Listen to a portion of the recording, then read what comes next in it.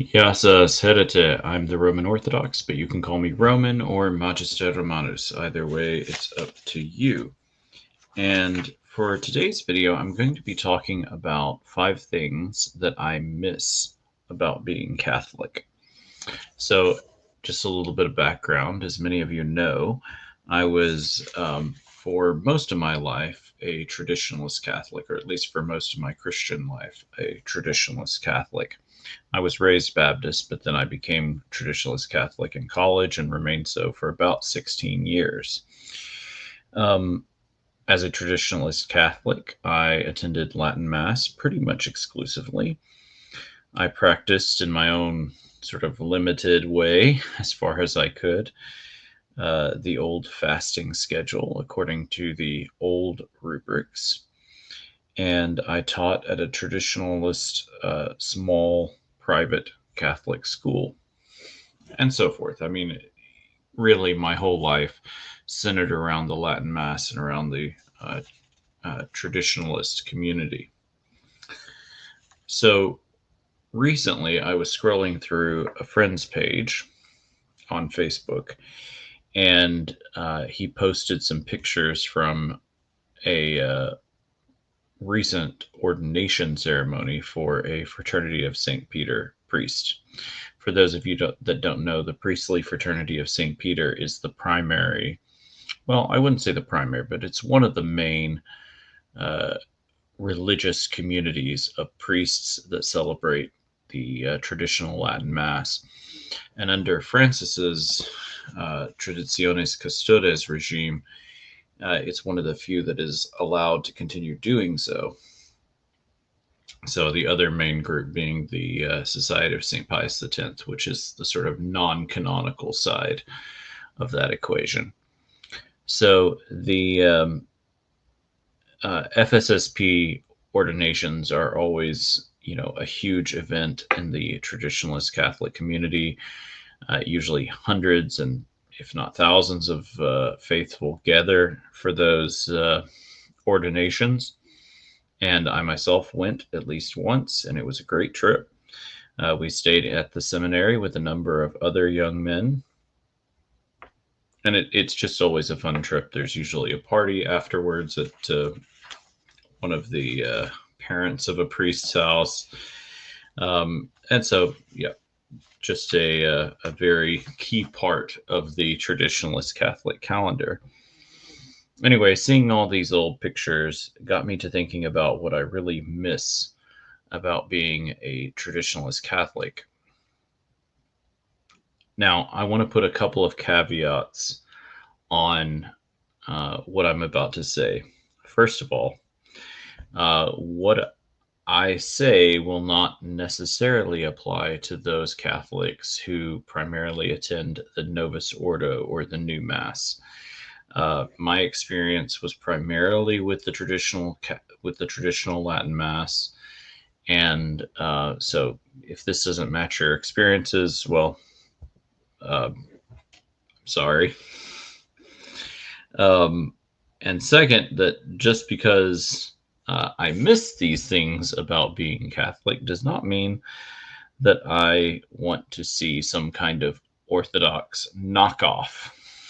You know, so just because I like certain elements of traditional Catholicism or I miss certain elements of traditional Catholicism does not mean that I think that the Orthodox ought to rush to adopt elements of traditional Catholicism into their ordinary practice. I don't think that. Uh, I think that anytime Orthodox try to sort of mimic things from other traditions, it usually comes off as kind of cheap and inauthentic. Anyway, that's just my opinion. Okay, so 5 things in no particular order that I miss about being traditionalist Catholic. Number 1, I miss Gregorian Chant. I was in a Gregorian Chant schola for, uh, oh, I'd say somewhere in the range of, let's say, let's say 14 years. No, not quite 14 years. Let's say 7 years, half that time. But anyway, for a significant period of the time that I was Catholic. It was about 14 years in terms of total amount of time, but I wasn't always involved during that period of time, so it was periodic.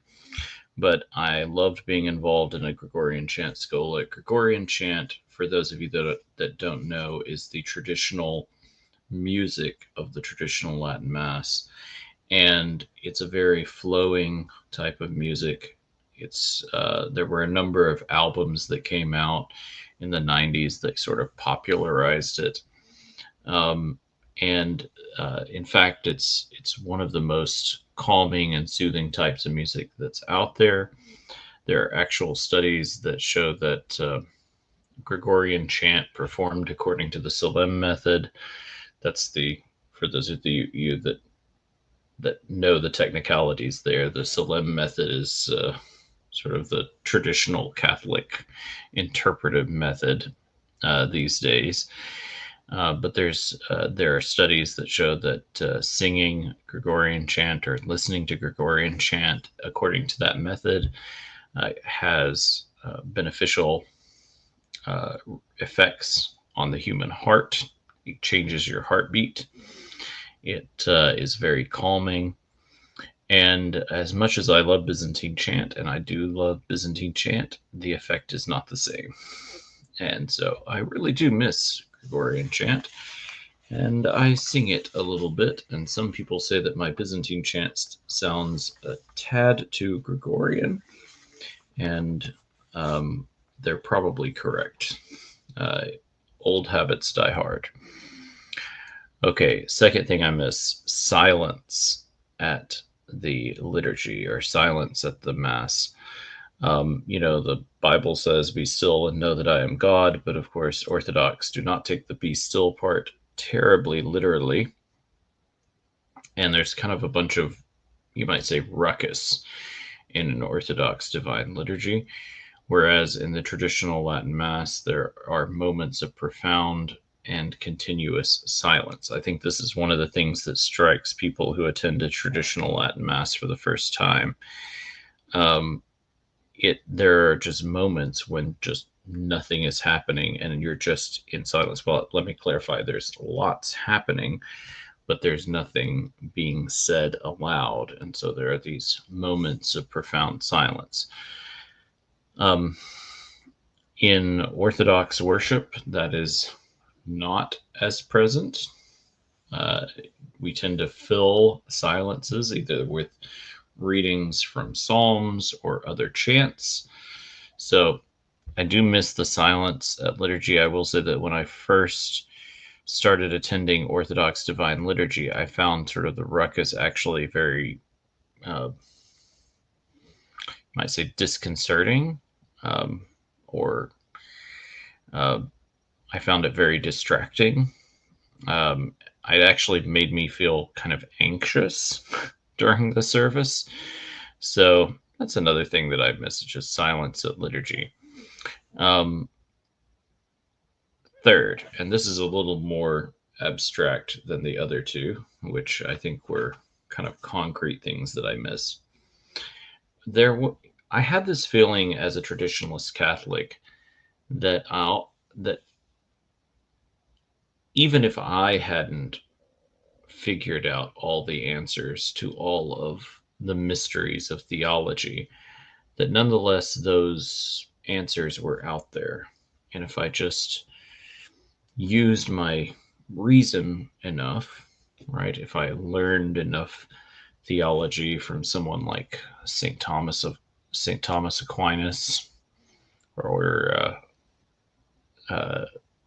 St. John Scotus, Blessed John Duns Scotus, sorry, that I would be able to figure them out. And this is very much how Catholicism views theology, that revelation is a closed book consisting of oral and written revelation directly from Jesus. It is a closed set of revelations.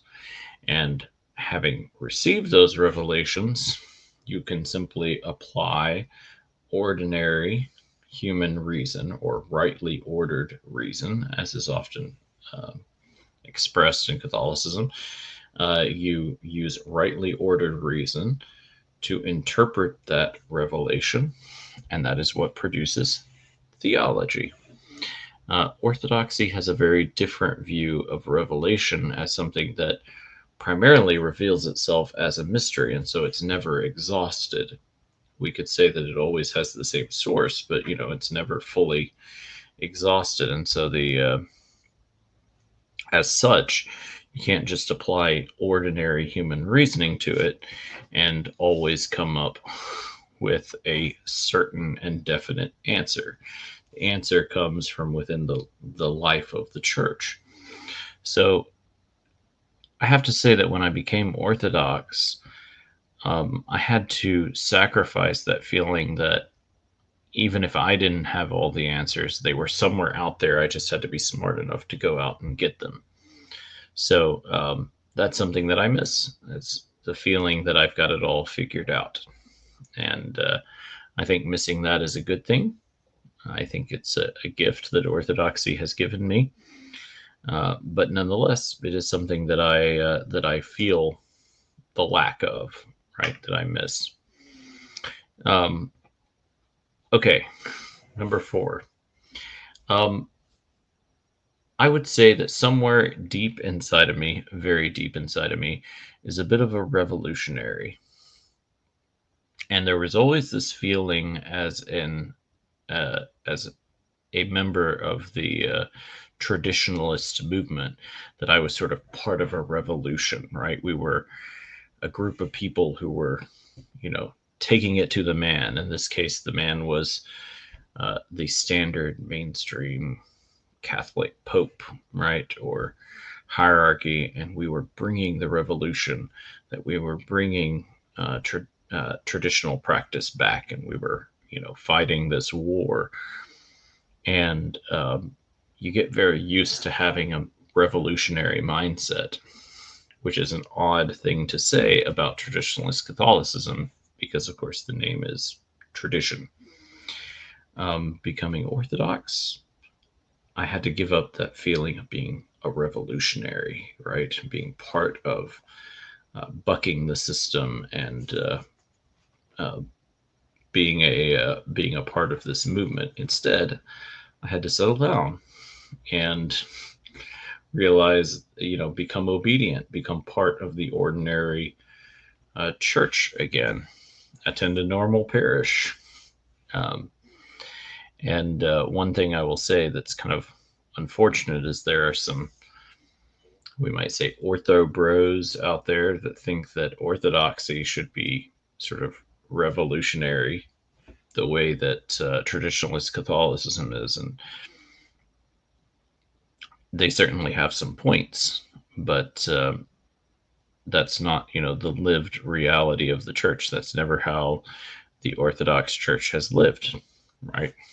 If anything, that's been revolutionary against the world. We have plenty of martyrs, but not, but it's never sort of existed as this, permanent struggle against an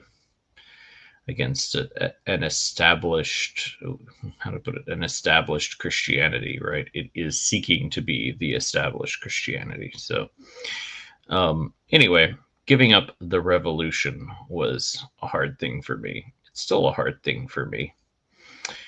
And finally, number 5, I'll say Latin itself.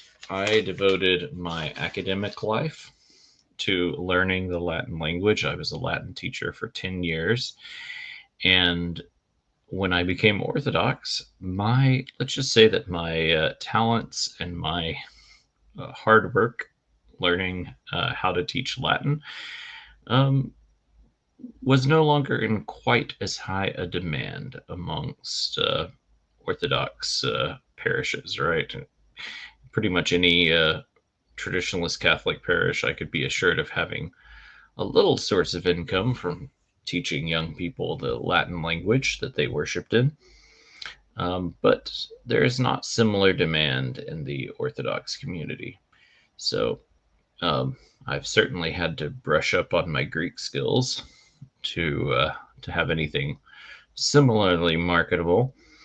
But nonetheless, I miss the Latin language, and I miss the sound of the Latin language at worship, because it's a beautiful language, and it's one of those languages that has a lot of passion. It has a lot of expression. It's very it has the ability to sort of express abstract concepts in very full language, full terms, much like Greek. I would say the two languages have a similar sort of capacity in this regard. But I do miss the Latin language. It is a beautiful language. I must say, it's not always been the case that Orthodoxy didn't really have much use for Latin, or that Orthodoxy. Let me put that a different way, with a few less double negatives. In the past, Orthodoxy has made great use of Latin. For some time, the theological seminary in Kiev was taught entirely in Latin. And the Book of Blessings, I believe, in the Slavic tradition, has many blessings that are derived from Latin that were translated into Slavonic. So, Latin has had its demand in the Orthodox Church, but it's not really the case anymore. So I don't get to see as much Latin, or hear as much Latin, or practice my Latin quite as much, which is unfortunate. Apart from the occasional phrase in my daytime career, apart from YouTube. So those are 5 things that I miss about being traditionalist Catholic. Let me know in the comments if you converted to Orthodoxy. Are there any things that you miss about the religion that you converted from? Or are there any things that is there anything that you miss from your life before being Orthodox? Because I do believe that becoming Orthodox always requires a sacrifice, or at least it requires a sacrifice for most people who join the Orthodox faith. Maybe not quite as much for little babies when they become Orthodox, at least not at the beginning, but throughout their life, there's plenty of sacrifices that they will have to make. But nonetheless, I think becoming Orthodox always requires some sacrifice. So what are those sacrifices for you? Let me know in the comments. And with that, I'll say Kalispera. Efcharisto Poli.